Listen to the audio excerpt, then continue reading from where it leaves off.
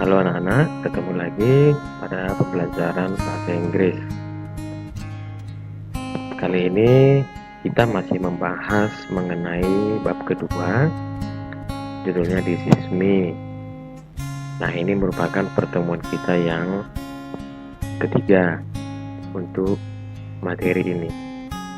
Materi kita kali ini akan membahas mengenai pronoun atau kata ganti. Kata ganti yang akan kita bahas di sini adalah yang pertama personal pronoun, kata ganti orang. Yang kedua possessive atau kata ganti kepemilikan. Kata ganti kepemilikan ini ada dua. Yang pertama possessive pronoun yang diikuti oleh kata benda, lalu possessive adjective tidak diikuti oleh kata benda. Tapi sebelum kita lanjut ke materi pronoun, kita bahas dulu mengenai kalimat ya. Apa itu kalimat? Kalimat atau sentence merupakan kumpulan kata yang terdiri dari subjek, predikat, maupun objek yang memiliki arti yang lengkap. Nah, perhatikan. Apa itu subjek? Apa itu objek? Apa itu predikat? Nah, subjek merupakan kata atau frase yang berfungsi sebagai pelaku utama atau penyebab perbuatan di dalam sebuah kalimat. Ciri-ciri subjek, perhatikan ciri-cirinya. Pada umumnya berupa kata benda, kata ganti, ya, dan lain-lain. Tapi umumnya kata benda atau kata ganti. Yang kedua, biasanya berada di awal kalimat. Biasanya berada di awal kalimat, tapi tidak selalu, ya. Yang ketiga, umumnya berada sebelum predikat atau verb. Verb itu artinya kata kerja. Nah, contoh kalimatnya, Yuni attends a meeting. Ya, Yuni di sini yang berwarna merah, ya, berfungsi sebagai subjek.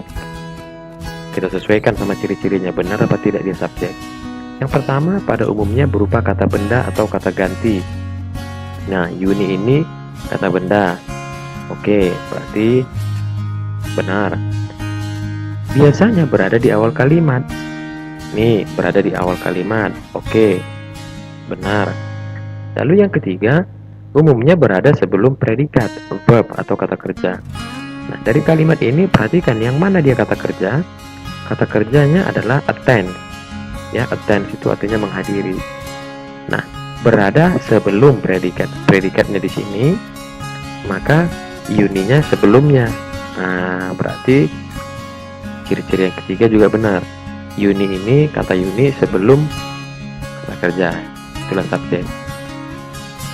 Lalu predikat merupakan bagian kalimat yang menerangkan subjek. Karena itu biasanya predikat terdiri dari kata kerja. Baik itu kata kerja utama ataupun kata kerja bantu. Contoh dalam kalimat seperti ini. Yuni attends the meeting.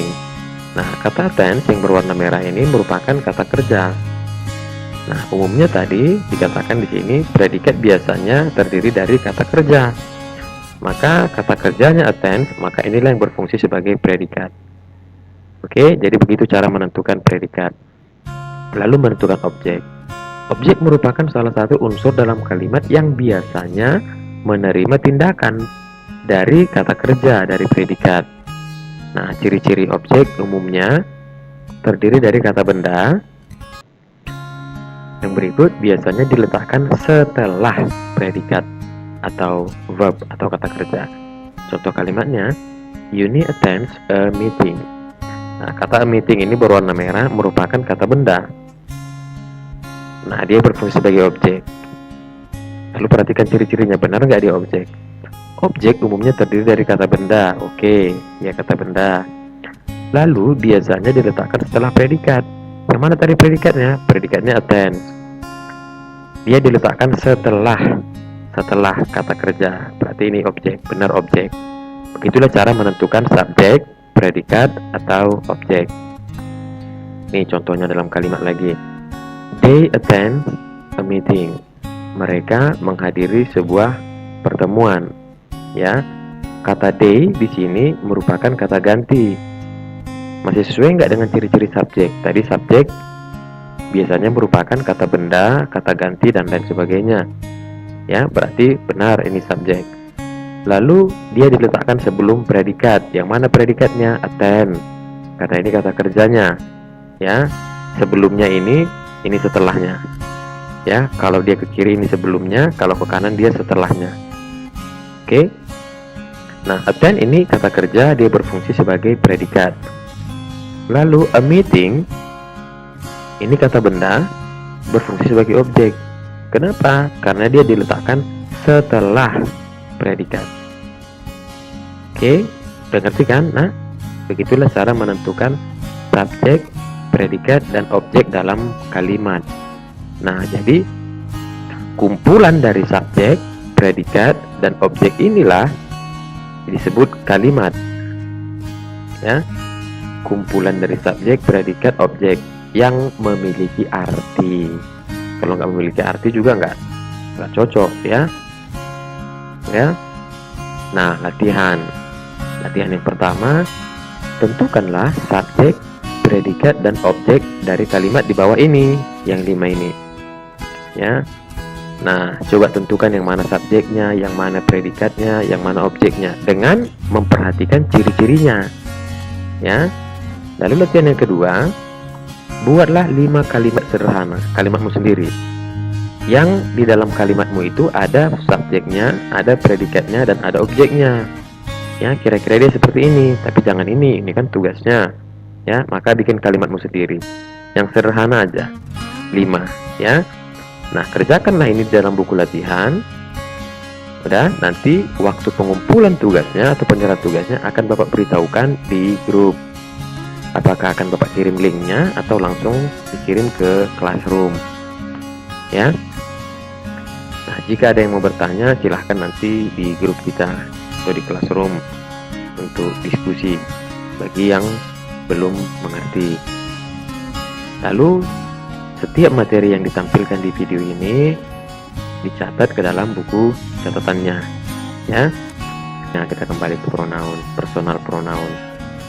I, you, we, they, she, he. Artinya ini, ya. Nah, kata-kata ini, ya, jika di dalam kalimat dia berfungsi sebagai subjek, maka ketika dia berfungsi sebagai subjek, maka letakkanlah kata-kata ini sebelum predikat kalau membuat kalimat. Ya, contoh. Perhatikan kalimat yang berikut ini. Ini ada kata yang berwarna merah. Yang berwarna merah inilah pronounnya, personal pronoun, kata ganti orangnya. Ya. Oke. Dia berfungsi sebagai subjek dalam kalimat ini.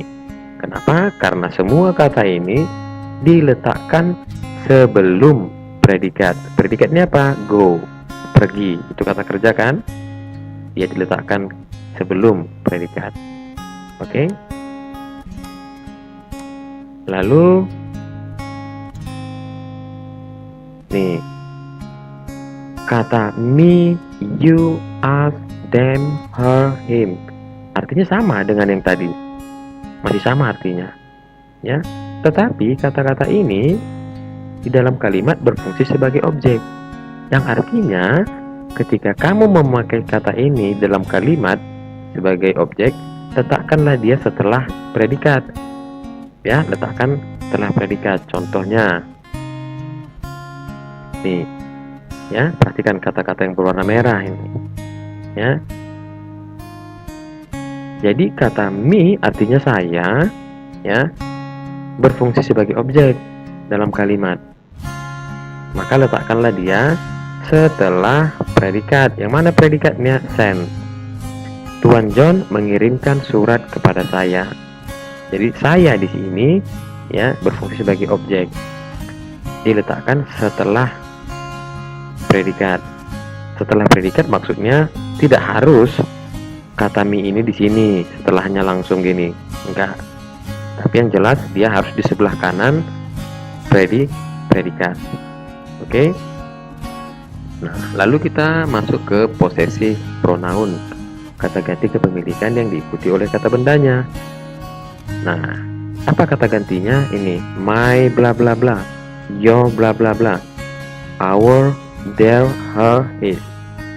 Artinya ini ku, mu, kami, mereka, nya, perempuan, nya untuk laki-laki. Nah, titik-titik di sini itulah merupakan bendanya. Ya, titik-titiknya itu bendanya. Jadi di sini nanti dia bendanya. Dalam bahasa Indonesianya jadi duluan disebutkan bendanya. Contoh, my handphone. Ya, my ini kata gantinya, handphone ini bendanya. Jadi dalam bahasa Indonesia artinya telepon genggamku atau telepon genggam saya. Jadi duluan disebutkan bendanya, baru siapa pemiliknya.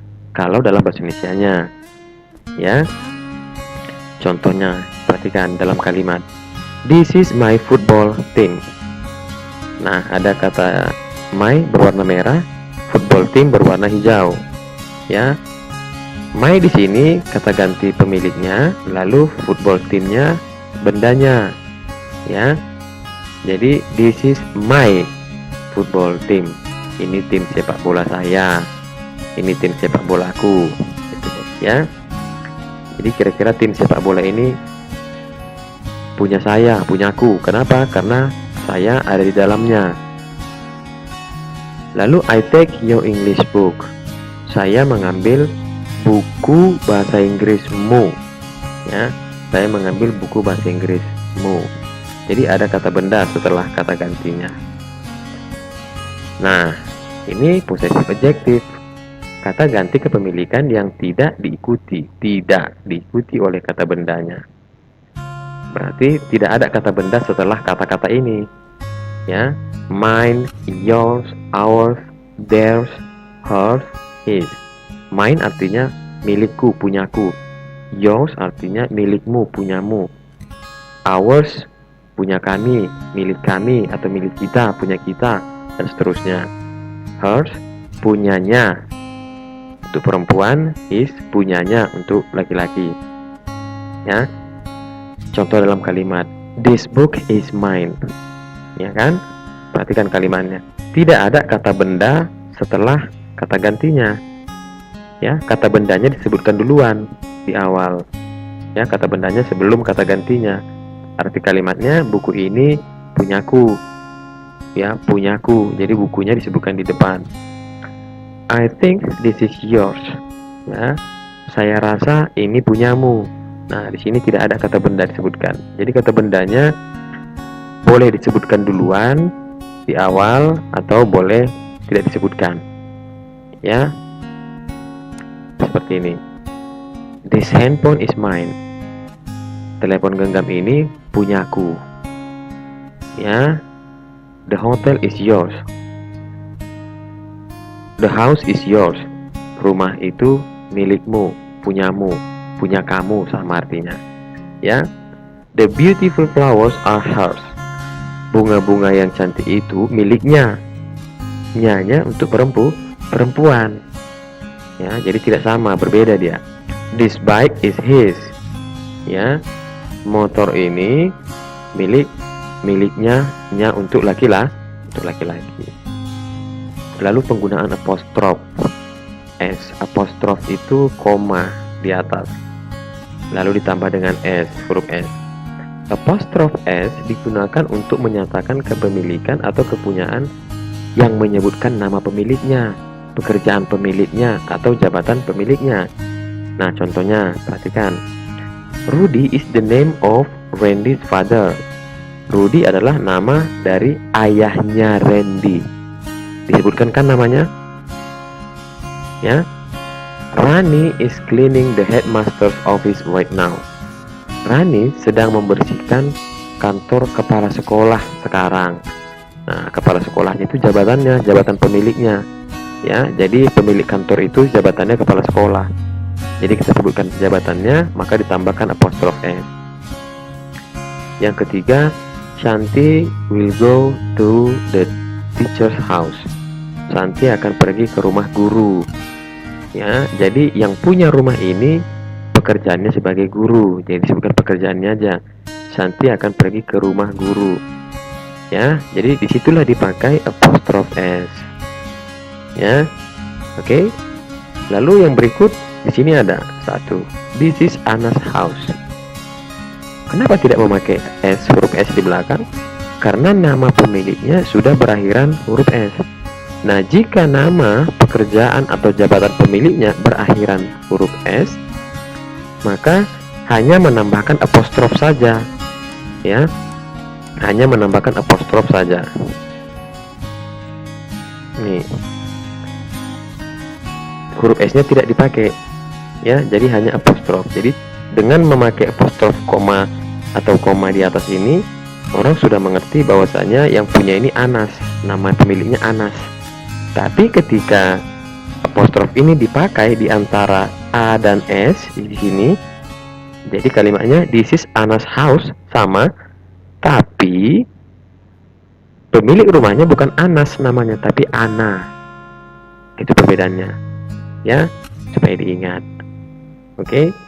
Jadi kira-kira itu materi kita dulu untuk kali ini. Nah, jika ada yang kurang paham, kurang jelas dan ingin bertanya, silahkan ditanyakan di grup kita biar kita bahas sama-sama. Oke? Ya, I think that's all for today. Good luck and thank you.